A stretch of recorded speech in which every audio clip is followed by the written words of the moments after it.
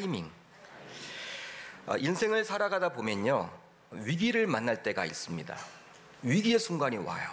그러니까 우리 인생 가운데 위기만 없다면 정말 살맛이 날 텐데, 행복할 텐데, 위기가 여러분 곳곳에 여러분 있어요. 그 위기를 만날 수밖에 없습니다. 누군가는 위기를 기회로 삼으면 된다, 기회로 만들면 된다. 위기, 그것을 여러분 바꿔 말하면 기회가 될 수도 있다, 그렇게 여러분 이야기하는 분들이 있잖아요. 그렇게 말을 내뱉지만 실제로 위기를 만나게 되면요, 굉장히 이겨내기가 쉽지가 않아요. 쉽지가 않습니다. 그런데 이러한 인생의 다양한 위기는 불신자들 뿐만 아니라 저와 여러분들과 같은 신자들에게도 몰아닥칩니다. 마치 하나님께서 불신자들에게도 빛도 주셨고 공기도 주셨고 또 물도 주셨듯이, 마찬가지로 이 위기도 불신자들만 몰아닥치면 좋을 텐데 신자인 저와 여러분들에게도 비켜가질 않아요. 우리들도 만날 수밖에 없다라는 사실이죠. 만약에 인생의 위기가 불신자들에게만 몰아닥친다면, 찾아온다면 이 세상에서는 불신자들을 거의 찾아볼 수가 없을 거예요. 여러분 그러지 않겠습니까? 불신자들만 위기를 만난다, 다들 여러분 예수 믿을 거 아닙니까? 그러나 하나님께서는 그러한 방식으로 불신자를 신자로 만들지는 않아요. 그러한 방식을 택하지는 않습니다. 오늘 우리가 살펴보게 될 이사야 55장에 나오는 이스라엘 백성들도 스스로의 힘으로는 감당하기 힘든 인생의 위기 속에 놓여져 있었습니다. 오늘 말씀의 배경인 당시 이스라엘 백성들은 자유가 없었습니다. 자유가 없었어요. 자신이 하고 싶은 대로 자유로이 말하고 행동하고 선택하고 신앙생활도 할 수 없었어요. 바로 억지로 바벨론의 포로로 끌려가서 살아야만 했기 때문입니다. 하나님을 모르는 이방 나라에 억지로 끌려가서 포로 생활을 해야만 했기 때문에 자유가 없는 거예요. 우리들은 포로 생활을 해보지 않았기 때문에 이 포로 생활에 대한 감 자체를 갖지 못합니다. 여러분 이렇게 와닿으십니까? 포로 하면요, 와닿질 않잖아요. 해보질 않았기 때문에. 그러나 영화 혹은 책을 통해서 간접적인 경험을 통해서 살펴보게 될 때 이 포로 생활에 대해서 추측해 볼 수는 있겠죠. 굉장히 여러분 쉽지 않은 생활일 거예요. 특별히 당시 이스라엘 백성들은 포로로 잡혀가서 70년 동안이나 포로 신분으로 살아야만 했습니다. 70년. 여러분 굉장히 긴 기간이죠. 굉장히 그러기 때문에 큰 절망감과 좌절감을 맛보았을 거예요. 그들 모두 여러분 굉장히 좌절감이 있었고 낙담이 있었고 절망감이 그들 마음속에 굉장했겠죠. 70년이라는 기간 동안에 돌아가질 못하는 그 아픔. 여러분 일제시대 때 이렇게 태어나신 분들은요, 그 일제시대 때 35년 동안 우리나라가 일본의 통치를 받지 않습니까? 여러분 35년도 굉장히 힘들었잖아요. 근데 그 2배예요. 2배고 이 조선인들이 다 일본으로 건너가서 포로 생활을 한다고 해보십시오. 여러분 그런 개념이거든요. 얼마나 여러분 힘들고 어렵겠습니까? 근데 당시 이스라엘 백성들이 그리 살아야만 했습니다. 그러게 무엇보다도 또한 하나님의 백성이요, 선민이라는 자부심이 그들을 가운데 있었는데 어느 순간 이러한 선민의 자부심과 그 백성이라는 그러한 자부심은요, 이제는 사라진 지 오래가 되었어요. 그리고 오히려 하나님을 원망하고 심지어는 하나님을 부정하기도 했습니다. 그런 사람들도 분명히 존재했을 것입니다. 여러분 뭐라 말하면 좋을까요? 신앙이 아주 좋은 독실한 기독교 신자인데 어떤 정말 감당하기 힘든 삶의 위기를 만나게 되었을 때 하나님의 존재 자체를 부정하는 것으로 비유해 볼 수 있겠죠. 그러니까 기독교 신자이기 때문에 하나님이 누구인지 잘 알아요. 그분의 은혜도 경험했어요. 그런데 지금 나에게 닥친 그 위기, 정말 이겨내기가 힘들거든요. 그 위기 속에서 살다 보면 하나님의 존재 자체를 부정하게 되는 경우들도 간혹가다 우리가 주변에서 보지 않습니까? 나 자신도 그렇게 살아오진 않았습니까? 그런 것들을 통해서 우리가 살펴볼 수 있는 것이죠. 그렇기 때문에 당시 이스라엘 백성들은요, 육체적인 포로뿐만 아니라 영적인 포로 생활을 했다고 보아도 좋습니다. 그동안 하나님을 알고 믿어왔지만 이젠 하나님의 일하심을 부정하며 하나님을 향한 기대감 자체가 완전하게 사라져버린 영적 암흑 상태, 즉 영적인 소경이 된 것이죠. 영적인 소경이 된 거예요. 영안이 열려져 있지 못하는 거예요. 하지만 오늘 말씀을 보게 되면 하나님께서는 이런 이스라엘 백성들에게 한 예언자를 보내시면서 회복을 선포해 주십니다. 할렐루야. 하나님이 회복을 선포해 주고 있어요. 오늘 그 내용입니다.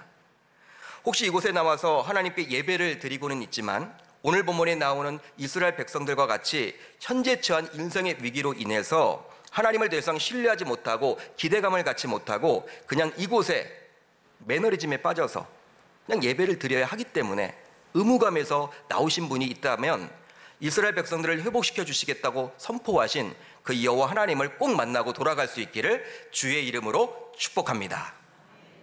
여러분, 오늘 말씀에 나오는 회복은 다른 것이 아니에요. 바로 무엇이냐면 바벨론 포로 생활에서 이스라엘 백성들을 해방시켜 주시겠다는 바로 구원을 이야기하는 것입니다.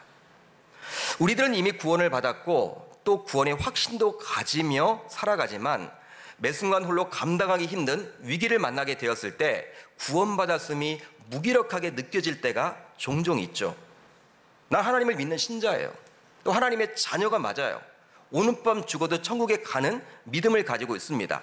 그럼에도 불구하고 내 곁에 닥친 그 위기, 정말 감당하기 힘든 그 위기를 만나게 되면요, 내가 신자임이 정말 무기력하게 되는 거예요. 별 소용이 없게 되는 것이죠. 야, 내가 과연 신자가 맞나? 하나님을 믿는 자녀가 맞나? 왜는 나 세상 사람들과 똑같은 방법으로 이렇게 하려고 하는 것일까? 여러분, 그런 생각이 많이 들 때가 있다는 것이죠. 너무 힘들기 때문에. 그러기에 이러한 인생의 위기를 극복하고자 너무나 힘든 나머지 세상 사람들이 하는 그 생각과 길 그대로 답습하기도 합니다. 하나님의 자녀임에도 불구하고. 그게 바로 저와 여러분들의 모습 아닌가요? 그러나 이것은 우리의 생각이에요. 우리의 생각일 뿐입니다. 우리의 판단일 뿐이에요. 하나님의 자녀인 신자들은 어떤 인생의 위기를 만나더라도 구원받았다는 그 사실과 그 확신으로 그 위기를 극복할 수가 있는 것입니다. 이것을 믿으시기를 바랍니다. 그렇다면 하나님의 구원의 초청은 무엇일까요? 하나님의 구원의 초청은 무엇입니까? 바로 다음과 같습니다. 오라, 너희 모든 목마른 자들아 물로 나아오라. 돈 없는 자도 오라. 너희는 와서 사 먹되 돈 없이 값 없이 와서 포도주와 젖을 사라. 아멘. 여러분, 이 구절에서 사 먹되 돈 없이 값 없이 와서 포도주와 젖을 사라, 이 부분에 한번 주목을 해보세요. 여기서 사 먹되라는 단어는 바로 돈을 지불하다라는 의미입니다. 돈을 지불하는 거예요. 그렇죠? 근데 우리 주님께서 지금 포도주와 젖을 사 먹되 돈을 지불하되 또 돈은 내지 말래요. 여러분, 모순된 말처럼 느껴지죠? 여러분, 하나님이 왜 이런 말을 할까요? 이걸 어떻게 해석을 해야 될까요? 아, 현금은 내지 말고 카드로 긁으라는 말이 나쁘다거나. 여러분, 그렇게 해석을 해야 됩니까? 그런 말이 아니죠, 여러분. 예? 여러분, 무슨 말입니까? 하나님이 분명히 포도주와 젖을 사 먹으래요. 사 먹는 것은 여러분 돈을 내는 거잖아. 근데 돈을 또 내지 말래요. 이건 여러분 어떻게 해석을 해야 될까요? 바로 누군가 대신 값을 지불하면 가능해지죠. 누군가 대신 값을 지불해지면 가능한 거예요. 여러분, 누가 값을 대신 지불했습니까? 바로 여호와 하나님. 여호와 하나님이시죠. 이것은 하나님께서 주시는 구원을 이야기하는 거예요. 구원을 이야기하는 거예요. 구원은 목마른 자가 물을 마시는 것과 같은 건데요, 끝없는 갈증이 느끼는 모든 인간은 결국 목말라 죽게 되어 있습니다. 여러분, 인간은요, 끝없는 갈증이 있잖아요. 갈증, 이 목마름, 이 만족이 되지 않는, 충족이 되지 않는, 만족이 없는 거예요. 충족이 안 되는 거예요. 여러분, 그런 삶을 살았지만 예수님을 만나서 그 예수님이 그의 영적인 갈증을 해결하도록 물을 주시죠.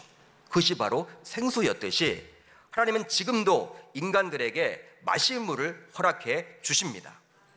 하나님께서는 이렇게 이야기를 하고 계세요. 너희 모든 목마른 자들아 와서 값없이 마시라. 값없이 마시라. 하나님께서는 모든 목마른 자들아 라고 호소하고 있습니다. 그렇게 부르고 있어요. 여러분, 모든 목마른 자들, 즉 구원이 필요하다고 말씀하신 것이죠. 이것을 통해서 우리는 무엇을 알 수가 있냐면 하나님께서는 모든 사람이 구원받기를 원하신다라는 거예요. 실제로 이런 말씀이 있죠. 하나님은 모든 사람이 구원을 받으며 진리를 아는 데 이르기를 원하시느니라. 아멘. 여러분, 우리들은 보통 이런 생각을 합니다. 야, 그 사람은 악하기 때문에 하나님도 어찌할 수가 없을 거야. 그렇게 악한데 야, 저 사람이 구원받아? 이 말도 되지 않지. 그렇지만 우리가 왜 전도에 여러분 관심을 갖고 그들에게 다가가야 하는 것일까요? 아직도 영적으로 목말라하고 있고 갈증 있는 사람들이 굉장히 많기 때문입니다. 그렇다면 이제 구원의 길로 초대하는 주님께 우리들은 어떻게 반응하고 결단하면 좋을까요? 여러분, 하나님이 우리들을 구원으로 초청을 해주셨는데 이제 우리의 반응이 어찌하면 좋을까요? 구원은 하나님께서 선물로 우리들에게 거저 주시지만 길거리에서 불특정 다수에게 주는 전단지와 같지는 않습니다. 그렇죠? 여러분, 길거리에 나가보면요, 전단지를 막 뿌리잖아요. 불특정 다수에게 막 뿌리잖아요. 근데 구원이 그런 건 아니에요. 그러기에 이 구원의 초청을 스스로 받아들이기로 결단하는 자만이 이 구원을 받을 수가 있는 거예요. 따라서 이런 결단에는 다음의 요소들이 반드시 내포되어 있어야 합니다. 먼저 다윗을 통해서 주신 영원한 새 언약, 즉 예수 그리스도의 구속복음을 듣고 받아들이는 믿음이 있어야 하는 거예요. 여러분, 오늘 말씀 3절을 보시면 우리 같이 한번 3절을 읽어봅니다.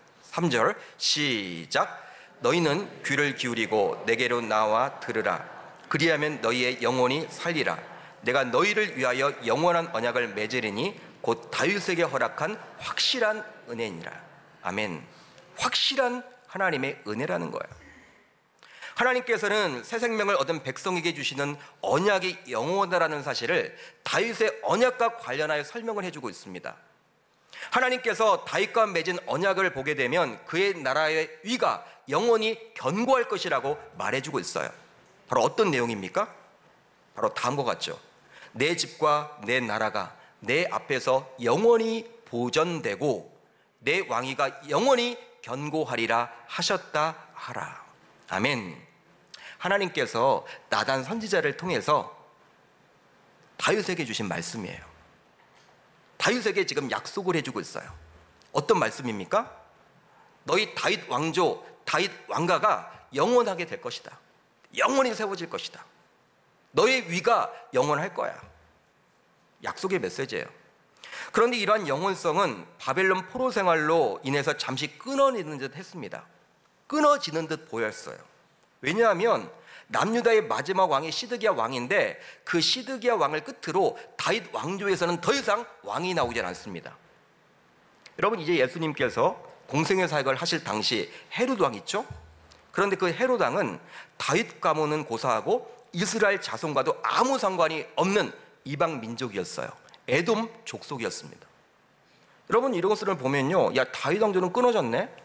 그럼 하나님께서 다윗에게 약속했던 그 영원하게 되겠다라는 그 뭐야? 하나님이 허언을 한 것인가? 하나님의 약속도 안 지켜질 때가 있는 것인가? 이런 생각을 가질 때가 있죠. 그러나 하나님께서 언약으로 맺어주신 다윗 왕권의 영원성은 다윗의 뿌리에서 나온 메시아 대신 예수 그리스도를 통해서 계승됩니다. 바로 그의 구속사역, 그 십자가의 죽음과 그 부활과 하나님의 보좌 우편에 앉으심을 통해서 구원받은 백성들을 영원히 통치하심으로 완전히 성취된 거예요. 여러분, 지금도 여러분 하나님이 우리를 통치하시잖아요. 지금도 예수님이 우리를 통치하시잖아요. 통치하고 계시잖아요. 다윗 왕조가 이어지는 것이죠. 바로 그분 메시아 되신 예수 그리스도를 통해서. 이제 예수 그리스도의 십자가의 죽음과 그 부활하심을 믿는 사람은 비록 다윗 자손이라는 육체적인 혈통이 아니더라도 하나님의 자녀로서 구원을 받게 되는 것입니다. 여러분, 구약을 보면요, 여러분 아브라함의 후손, 그 유대인들만 구원을 받죠. 우리는 여러분 다윗의 자손, 육체적으로는 여러분 다윗의 자손이 아니기 때문에 구원받지 못하지만 예수 그리스도를 믿기 때문에, 예수 그리스도를 믿기 때문에, 그분의 십자가의 죽음과 부활을 믿기 때문에 구원받게 되는 거예요. 그러게 믿음으로 이러한 구속복음을 듣고 받아들여야 하는 것입니다. 굉장히 중요하죠. 그럴 때에만 하나님 앞에서 의롭다함을 얻고 천국 구원잔치에 동참할 수 있게 되는 거예요. 그런데 다윗에게 또한 저와 여러분들에게 그 같은 언약을 베풀어 주신 것은 순전히 하나님의 은혜임을 알 수 있습니다. 여러분, 많은 사람들 가운데 여러분 이 세상에 얼마나 많은 사람들이 있습니까? 그 사람들 가운데 우리에게 특별하게 베풀어 주신 것이기 때문에 우리가 뭔가 잘난 면이 있고 우리가 먼저 선행을 베풀었고 우리가 뭔가 세상 사람들보다 먼저 뛰어난 면이 있기 때문에 하나님이 우리를 선택하셔서 우리를 자녀 삼아 주신 것이 아니라는 거예요. 바로 하나님의 전적인 은혜로밖에 설명할 수 없는 거예요. 따라서 저와 여러분들은 이 베풀어 주신 하나님의 은혜를 꼭 기억하며 살아갈 수 있기를 바랍니다. 이제 다음으로 하나님의 용서하심을 확신하고 그 앞에 나아가 회개해야 합니다. 회개해야 돼요. 오늘 말씀 7절을 한번 우리 같이 한번 읽어봅니다. 7절 시작.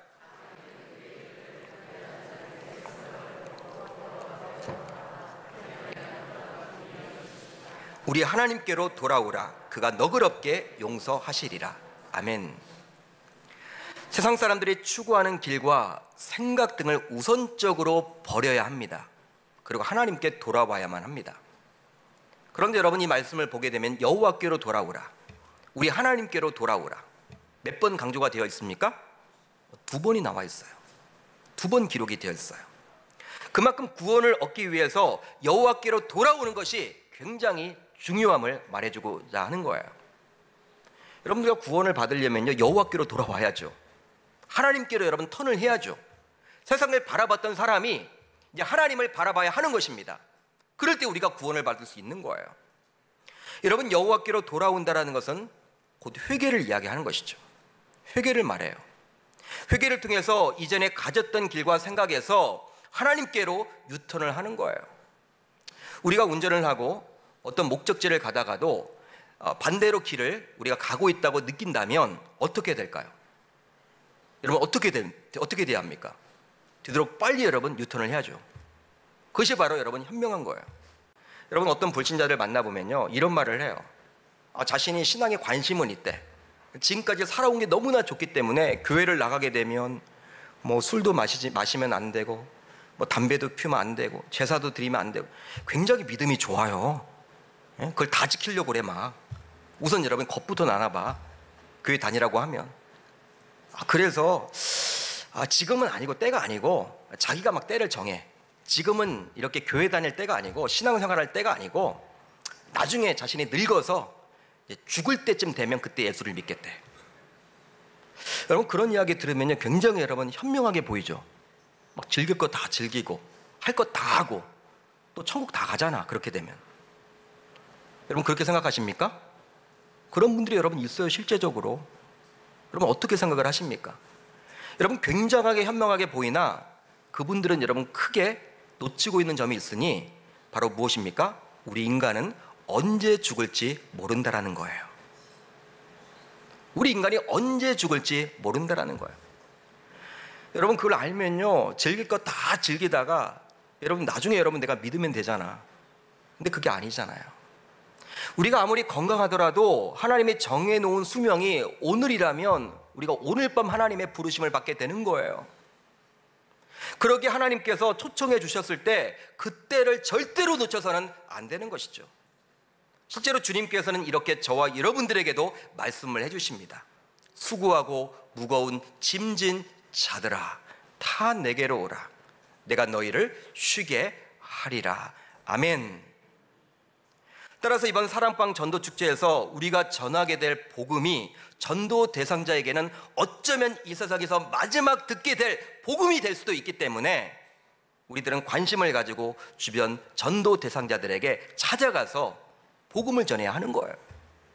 그들은 어쩌면 마지막이 될 수도 있어, 내가 전하는 복음이. 근데 내가 전하지 않으면 그분은 복음을 모르고 죽게 되는 거예요.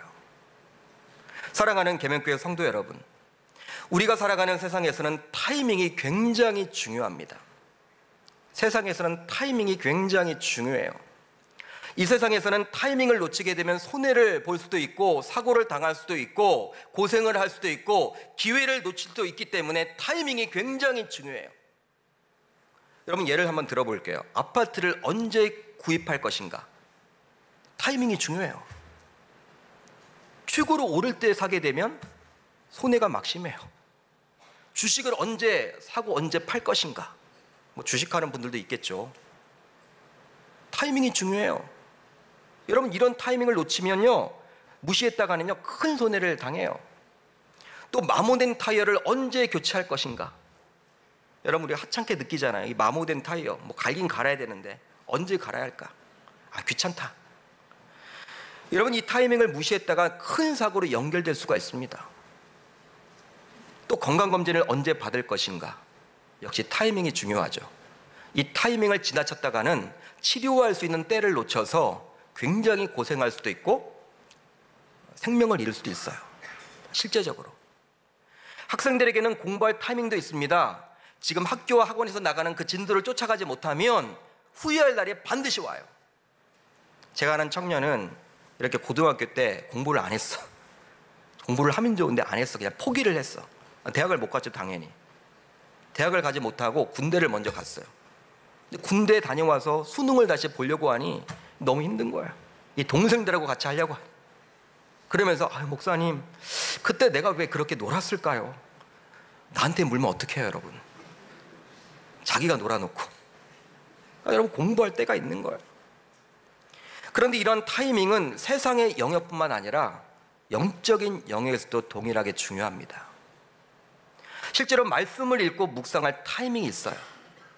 또 기도할 타이밍도 있습니다. 또 봉사하고 헌신할 타이밍이 있어요. 그러나 우리들은 어떻습니까? 직장 생활을 하고 사업을 하고 가정을 돌보고 학업에 열중하느라 영적인 영역의 타이밍을 놓치는 경우가 굉장히 많죠. 지금은 아니라는 거예요. 지금은 바빠서 안 돼. 내가 은퇴 이후에 하겠다라는 거예요. 목사님 은퇴 이후에 교회를 좀 섬기겠습니다. 지금은 너무나 바빠서 안 되겠습니다.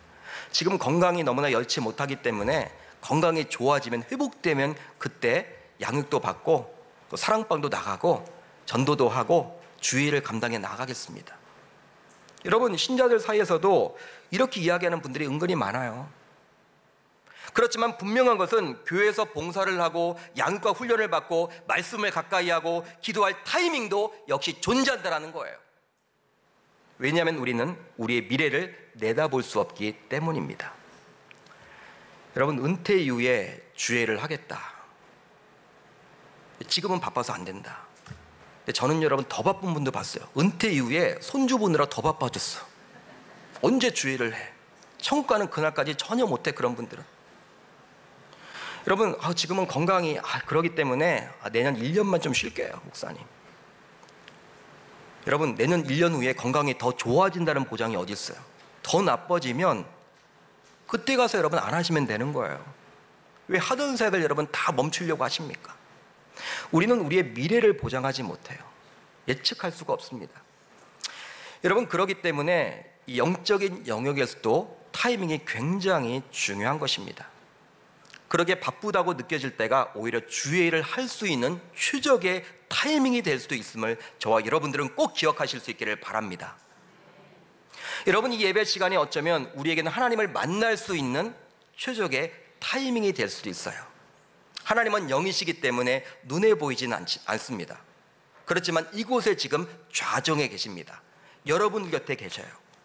따라서 저와 여러분들은 주님을 만날 수 있는 이 타이밍을 놓쳐서는 안 되겠죠.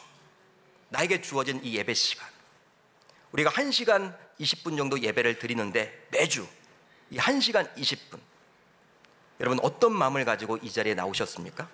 하나님을 만날 수 있는 최적의 타이밍도 될 수 있다는 거예요. 저와 여러분들에게 주어진 이 타이밍을 꼭 붙들어서 하나님의 초청에 응함으로 인생을 살아가면서 겪게 되는 여러 다양한 위기를 넉넉하게 잘 극복해 나갈 수 있기를 주의 이름으로 축복합니다.